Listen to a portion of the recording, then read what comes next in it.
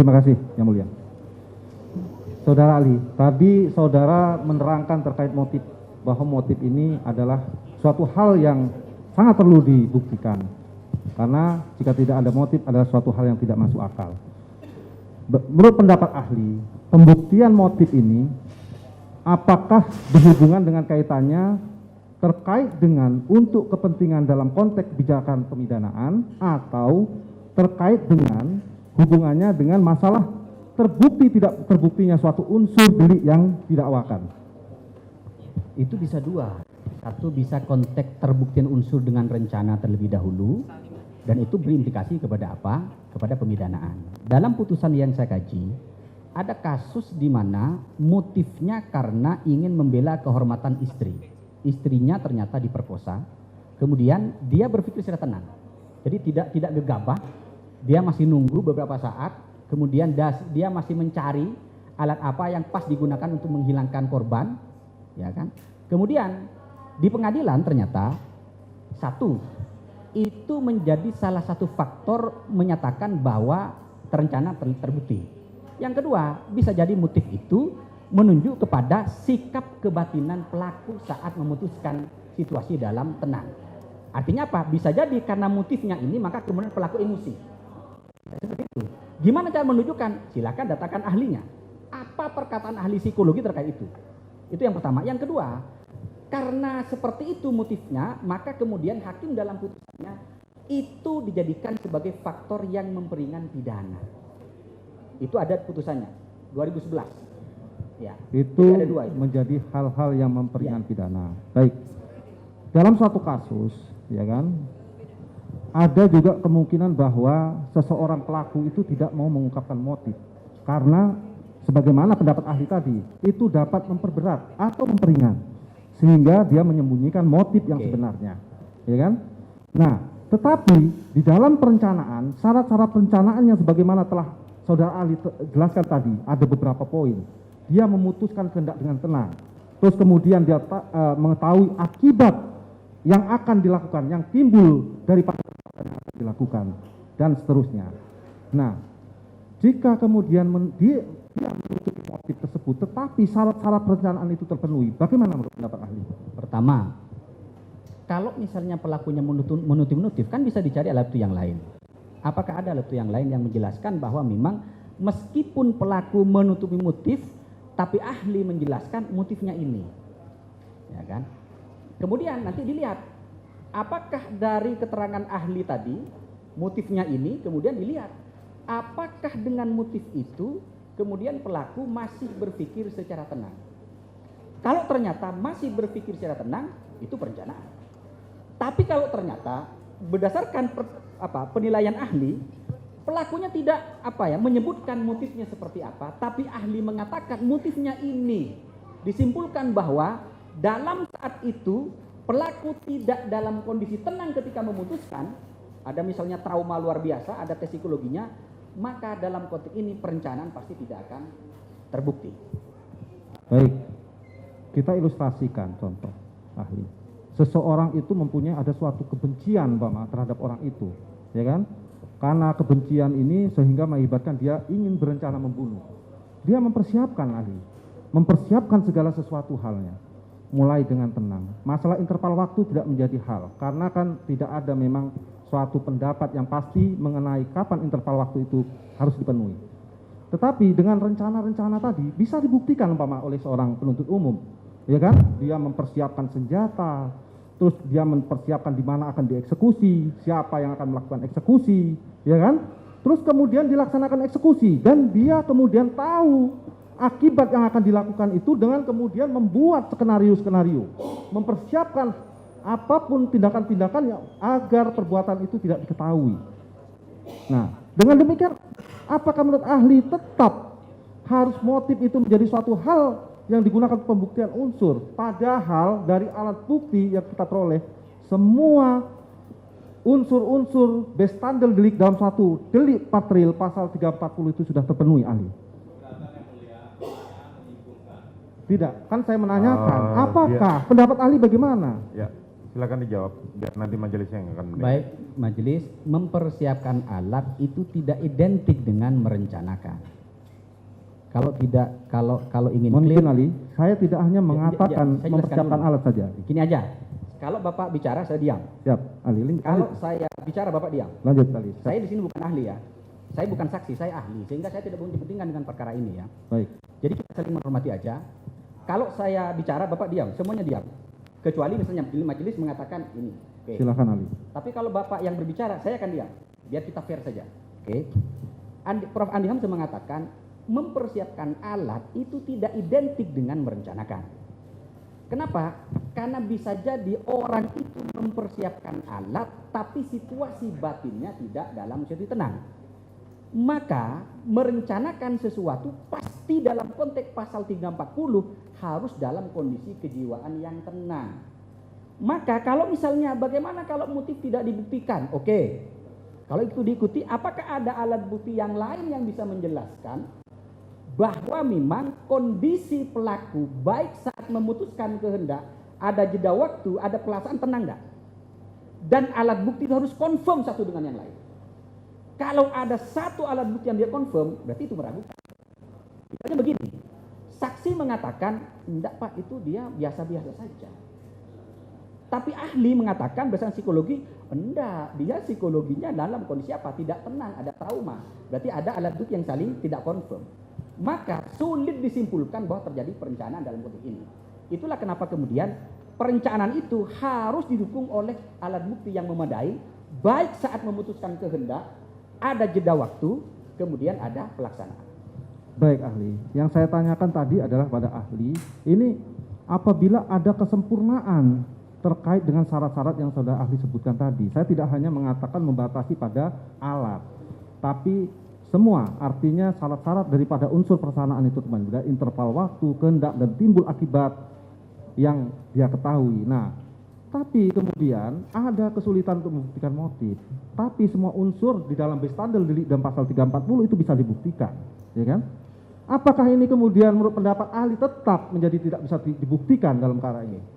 Dalam putusan pengadilan itu ada dua majelis. Satu, ada yang mengatakan motif wajib dibuktikan karena itu berkaitan dengan keputusan kehendak dalam susunan. Meskipun seperti itu, ada beberapa putusan yang dalam perkara itu motifnya tidak jelas. Tidak jelas. Itulah kenapa kemudian karena tidak jelas, yang saya baca itu hakim tidak menyimpulkan adanya perencanaan. Kenapa? Yang dibuktikan adalah dia ternyata tidak dalam situasi tenang. Jadi di sini motif itu berkorelasi dengan ketenangan kejiwaan pelaku baik saat memutuskan, ada jeda maupun dalam pelaksanaan. Tetapi dalam perkara-perkara tertentu seharusnya, ini saya bicara tentang yang normatif, ya harus ada didatakan ahli yang bisa memastikan apa motif pelaku melakukan kejahatan. Yang kedua, apa alat bukti yang bisa menjelaskan bahwa kondisi kejiwaan pelaku adalah dalam situasi tenang. Jadi harus ada di situ. Dan harus saling confirm satu dengan yang lain. Itu aja dari saya. Jadi ketegasan ahli ya. Apakah kemudian dengan dia tidak menyembunyikan suatu motif ya? Apakah menurut pendapat ahli ini menjadi bagian juga bahwa tidak bisa membuktikan ketenangan tadi? Bisa saja ahli, ya kan? Dia sembunyikan motif. Tetapi kemudian dia melakukan itu dengan ada ketenangan gitu loh. Karena dia menyembunyikan motif agar ya tadi salah satu syarat bagaimana supaya ada memperingan hukuman gitu. Nah, atau dia membohongi motif yang diucapkan. Nah, itulah. Jadi ketenangan dengan motif ya kan, apa korelasi yang harus diinikan ahli? Bisa dijelaskan yang dimaksud membohongi motif seperti apa? Umpama dia mengungkapkan motif yang tidak sebenarnya, ya kan? Dia mengungkapkan motif yang tidak sebenarnya. Karena kalau dia ungkapkan motif yang sebenarnya, yang ini justru mulia, akan memperberat. Bagaimana menurut pendapat sudah ahli? dijelaskan. Tadi bukan hanya terdakwa, lewat alat bukti yang lain motif itu diungkapkan. Tadi Ya, sudah ini kan dijelaskan. saya tidak oleh bercerita fakta, Mas saya hanya bicara tentang bagaimana suatu kondisi-kondisi tertentu dalam konteks teori. Itu yang. Biarkan saksi biarkan ahli menjawab, nanti majelis yang menilai. Baik. Seharusnya ini didatangkan ahli psikologinya. Harusnya gitu. Jadi karena begini loh. Saya kasih ilustrasi begini. Ada pelaku itu dia memiliki hubungan yang sangat unik dengan orang tertentu, misalnya istri saya. Ini majelis ini unik, makanya ini perlu dikonfirm ke ahli psikologinya. Saya misalnya begini, tidak mungkin istri saya akan mengatakan misalnya saya diperkosa. Saya nggak mungkin majelis. Ini unik. Kenapa unik? Karena itu individu berbeda-beda. Ya kan? Tidak mungkin. Kenapa? Karena saya percaya 1000% kepada istri saya misalnya. Maka misalnya gini, kenapa Bapak tidak rasional, harus menimbang? Ini konteksnya sangat spesifik. Oleh karena itu maka perlu ada ahli lain yang bisa menjelaskan itu. Siapa yang menjelaskan? Ahli yang berkompeten. Saya tidak bisa menjelaskan pertanyaan Bapak karena itu terkait dengan jiwaan. Nanti saya bisa sesat saya. Jadi tinggal ini aja Pak, biar clear. Apakah ada ahli psikologinya? Saya mohon maaf majelis, saya belum pernah lihat live sidang ini. Saya belum pernah majelis. Saya belum pernah. Terima kasih ahli. Nah, sebagaimana dengan pendakwaan kami terkait dengan delik-delik yang kami dakwakan dalam suatu pasal. Dalam hal ini adalah delik material pasal 340. Nah, apakah dalam pembuktian suatu motif itu diperlukan juga adanya alat-alat bukti berkesesuaian dengan pasal 183 dan 84 KUHP tadi? Harus didukung dengan 2 alat bukti juga. Saya tadi kan membatasi ketika merencanakan itu kan pasti ada memutuskan kehendak dalam situasi tenang. Disitulah pentingnya motif dibuktikan. Tapi untuk delik material kan tidak semua seperti itu rumusan deliknya. Ya. Jadi saya membatasi yang mulia bahwa dalam konteks memutuskan kehendak dalam situasi tenang, disitulah motivasi pelaku muncul. Dan harus diungkap di persidangan. Harus diungkap. Harus diungkap. Dengan Siapa 2 yang alat bukti. menjelaskan? Bukan saya nggak ahli masalah itu. Tapi saya bisa memahami bahwa di dalam bukunya Pak Lamintang itu dia mengatakan pasal 340 itu adalah pasal terutama perencanaan itu kondisi kejiwaan pelaku. Maka mutlak di situ ada pembuktian dari ahli psikologi. Kenapa ahli hukum tidak bisa? Tetap dengan 2 alat bukti dan keyakinan Ya. lebih. Oke, baik. Kami ganti pertanyaan yang lain. Ahli. Dalam suatu delik material, ya kan, sebagaimana kami dakwakan dalam 340 dan 338. Bagaimana kita melihat suatu teori kesengajaan ya dalam bentuk willen and witten, bahwa seseorang itu menghendaki dan kemudian dia mengetahui, ya kan, terhadap perbuatan dan timbulnya suatu akibat. Kami minta penjelasan ahli. Jadi tahu kalau perbuatan itu dilarang, tahu kalau timbulnya akibat itu juga dilarang. Itu kan willen and witten ya. Nah, itu kan di MPT-nya. Tapi dalam konteks perencanaan ya tetap sama. Jadi semua literatur yang saya baca itu syaratnya majelis 3. Memutuskan kehendak dalam situs tenang, ada jangka waktu, kemudian pelaksanaan. Tinggal nanti kondisi kejiwaan itu harus ada ahli yang bisa menjelaskan. Kalau saya jelas tidak bisa. Tetap harus ada kondisi Iya. kejiwaan. Baik. Tadi ahli menerangkan bahwa terkait dengan teori turut serta, ya kan? Tadi ahli mengklasifikasikan tipologi pelaku turut serta itu bahwa ada juga pelaku yang sama-sama menjadi peserta, ya kan? Ada juga pelaku yang tidak memenuhi seluruh unsur. Ada pelaku yang memenuhi seluruh unsur. Semua pelaku memenuhi seluruh unsur dan ada pelaku yang salah satu memenuhi seluruh unsur dan yang lainnya adalah sebagai pendukung pemenuhan daripada bagian unsur. Nah, dalam kasus-kasus umpama delik material, ya kan? Dalam kasus delik material, terutama ada 2 luka umpama di tempat organ yang sama-sama vital umpama. Dan suatu kasus ada suatu luka sama-sama di tempat organ yang vital, ya kan? Nah, ketika salah satu ini pun terpenuhi sebenarnya, tentu tetap patut dibayangkan akan mati juga. Nah, tetapi kemudian apabila ada 2, ya kan, luka yang ada di organ vital sama-sama, apakah ini masuk dalam tipologi pengertian ahli bahwa seluruh peserta itu memenuhi seluruh unsur tadi? Kan tinggal nanti dilihat. Kalau ada 2 peluru yang masuk, kan ada penjelasan ahlinya. Peluru mana yang menjadi sebab paling kontributif di dalam timbulnya kematian korban? Itu nanti yang diikuti. Ya, kenapa? Karena tidak mungkin orang mati 2 kali, tidak mungkin. Pasti ada satu penyebab yang itu akan menjadi faktor kontributif bagi timbulnya akibat yang dilarang. Maka gimana caranya? Gimana ahlinya? Ahlinya bicara apa? Oh, ahlinya adalah misalnya yang menyebabkan kematian, misalnya ya, yang di perut. Maka tinggal lihat, ini pelurnya siapa? Oke. Yang kedua misalnya yang menimbulkan kematian, yang di dada. Maka ini pelurnya siapa? Atau misalnya yang menimbulkan kematian, misalnya di leher.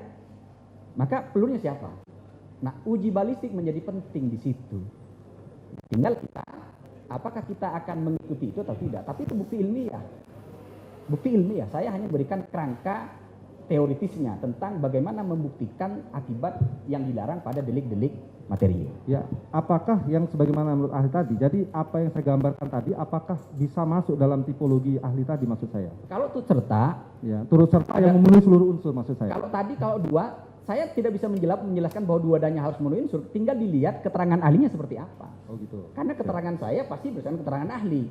Ahli mengatakan bahwa yang menimbulkan kematian bagi timbulnya apa? Yang merupakan sebab utama timbulnya kematian yang di perut. Bukan yang di kepala, Pak. Berarti yang di perut itu yang menjadi pelaku. Jika pendapat ahli mengatakan bahwa dua-duanya fatal dan bisa menimbulkan kematian, Fatal itu kan bisa menimbulkan Ya kematian. tinggal diikuti aja itu. Oh, siap. Jadi saya berpegang teguh pada ikuti pendapat ahlinya yang kompeten di bidang itu. Tentang Baik. misalnya apa pelurunya, uji balistiknya itu kan. Baik. Terkait dengan teori kausalitas ahli. Nah, mungkin kami butuh Oke. butuh apa pencerahan dari ahli yang lebih mengetahui daripada kami. Kita belajar praktisi. aja, Pak. Kita belajar Pak, sampai Petunjuknya mati, ahli Pak. ini.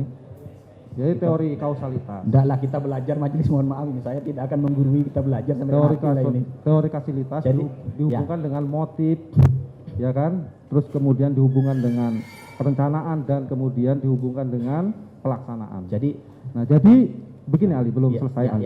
ya. Ketika ada satu kasus itu terdapat motif tertentu, terus kemudian motif itu disampaikan kepada seseorang, ya kan? Terus orang yang menyampaikan motif ini juga menjadi orang yang punya kepentingan terhadap suatu perbuatan yang akan dilakukan ke depan. Dan kemudian direspon oleh orang yang diberitahu, ya kan? Dan sama-sama lah kemudian dari orang-orang yang ada di dalam lingkungan itu mempersiapkan segala hal, ya kan? Dan kemudian dari segala persiapan ini yang kemudian memungkinkan terlaksananya perbuatan itu dengan lancar. Nah, apakah dilihat dari teori kausalitas, umpama teori yang nanti adekuati teori umpama, bahwa semua syarat adalah sebab timbulnya akibat. Apakah semua ini bisa menjadi sebab-sebabnya, ahli? Saya mengatakan bahwa teori kondisio itu tidak boleh digunakan lagi karena dia akan menimbulkan ketidakadilan. Di mana letak tidak adilnya? Semua perbuatan yang sekedar menjadi syarat itu disamakan dengan perbuatan yang sudah menjadi sebab. Sehingga apa? Pelaku yang melakukan perbuatan sebagai syarat dengan sebab itu sama masuk penjara. Itu tidak adil. Saya kasih contoh ya. Dalam kasus Habib Rizik itu kan, itu kan timbulnya kenaikan COVID itu dalam putusan hakim, dalam jaksanya juga. Itu karena ada kenaikan tingkat orang yang mengalami positif. Tapi itu di daerah DKI Jakarta, bukan di lokasi kejahatan. Nah ya kan, itu kan menjadi apa? Itu menjadi tidak clear. Harusnya apa? Harus ada hubungan kausal. Orang ini katakanlah ya positif COVID karena perbuatan Habib Rizik. Tapi di situ enggak. Ya, ahlinya mengatakan kami tidak punya data yang di Petamburan, kami punya data di DKI. Walaupun kami menjelaskan, ya ini tidak bisa confirm bahwa naiknya tingkat COVID di Petamburan karena perbuatan Habib Rizik. Itu yang saya katakan bahwa kemudian hakim menggunakan teori kondisio. Ya, kalau mau firm, kalau mau konsisten dengan teori itu, semua orang yang membantu Habib Rizik datang ke Indonesia masuk penjara semua dia. Semua orang yang ratusan ribu itu loh nunggu di bandara, dia menjadi apa? Menjadi perbuatan sebagai syarat. Karena tanpa itu tidak mungkin terjadi COVID kan? Artinya apa? Harus masuk penjara kalau mengikuti teori ini.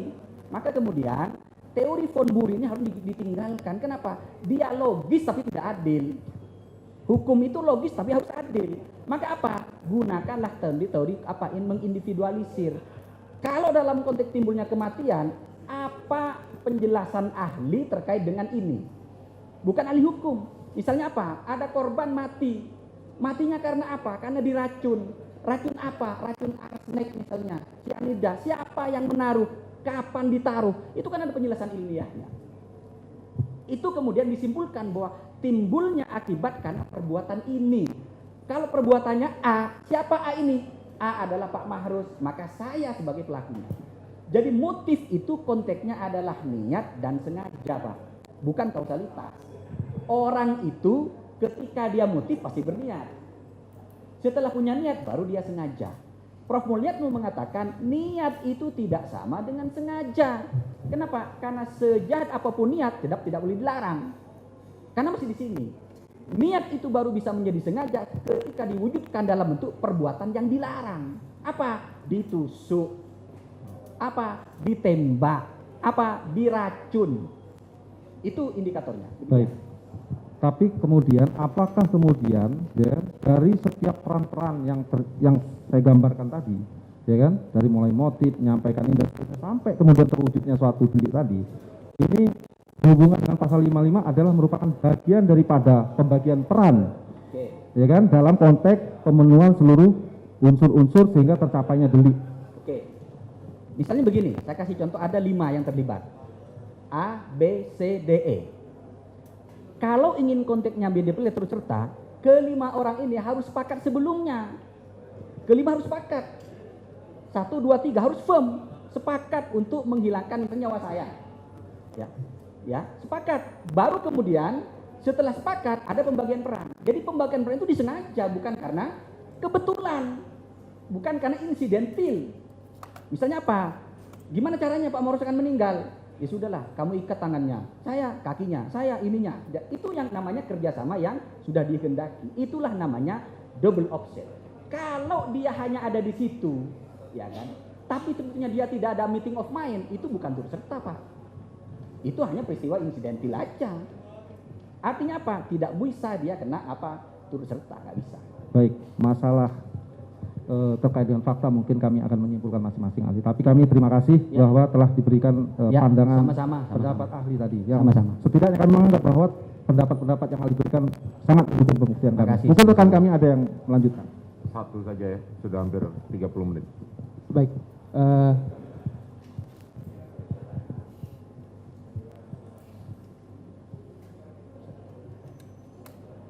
Satu aja Pak, kata majelisnya Pak. Siap. Jangan 1A, 1B Pak. Ini ada berhubungan yang majelis. 2 pertanyaan tapi sangat singkat. Oke, silakan. Pertanyaan pertama, kedudukan asas hukum pidana dan postulat dalam sumber hukum pidana itu kedudukannya di mana?